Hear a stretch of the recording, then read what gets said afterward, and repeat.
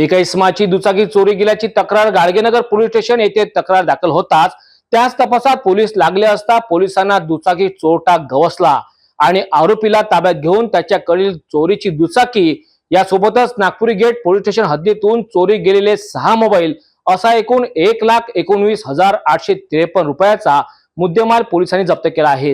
ही कामगिरी गाडगेनगर पोलिसांनी केली आहे।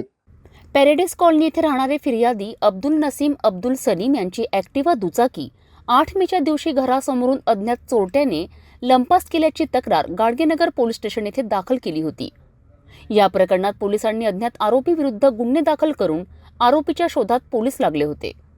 याच प्रकरणात गाडगेनगर डीबी पोलिसांना गुप्त माहिती मिळाली असता यास्मिन नगर येथे राहणारा 20 वर्षीय शेख इब्राहिम शेख इस्राईल याला पोलिसांनी कसून विचारणा केली असता आरोपीने चोरी केल्याची कबुली दिली आहे।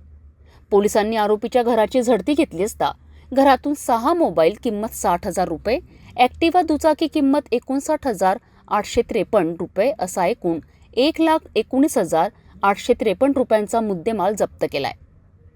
ही कारवाई पोलीस आयुक्त नवीनचंद्र रेड्डी यांच्या आदेशाने गाडगेनगर पोलीस निरीक्षक हेमंत गिरमे यांच्या नेतृत्वात डीबी पोलीस उपनिरीक्षक मोहन केवटी, डीबी पोलीस सुभाष पाटील, सचिन बोरकर, दुलाराम देवकर, सागर धरमकर, सुशांत प्रधान शेख यांनी केली आहे।